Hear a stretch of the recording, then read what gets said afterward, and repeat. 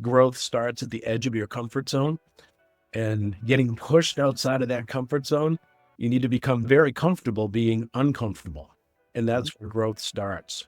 I'm going to touch on something you just mentioned, which is this idea of the CEO CMO relationship, the idea of upper echelon theory, which is the idea that ultimately responsibility for marketing success is the CEO and the board's responsibility, which you could guess that. But when a CEO or a board doesn't give the CMO the right role structure, the right resources, the right support in the C-suite. I mean, there are a lot of things that could go wrong in that relationship. Build a pocket of greatness and recruit a bunch of fantastic marketers, and everything works out. More than any other role in the C-suite, a marketing leader, a CMO, needs to manage up, down, and sideways.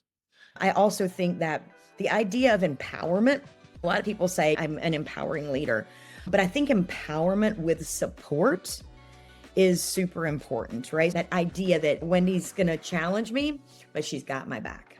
Perfection actually gets to be a negative, or it can be kind of your enemy if all you're trying to do is get 100% on every answer or every problem that you're trying to solve from a business standpoint. Great marketers think like salespeople, and great marketers understand how to deliver value to sales. And he summarized it by saying, marketing exists for sales. They had just rolled out It's What Makes a Subaru.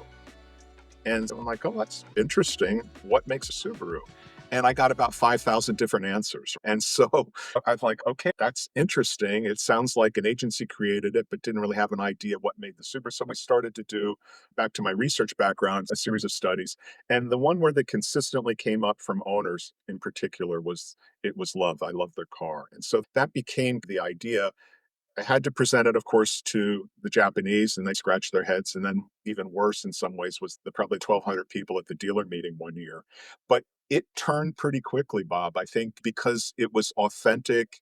It came from the mouth of the customer, and the dealers got it. They would see these people coming into their dealerships and, I love this car and I'm going to buy my 10th one or whatever. And so it really depends on the brand, how quickly you can change the direction of the ship. But I think good analytics, good insights in terms of consumer behavior can move things pretty fast.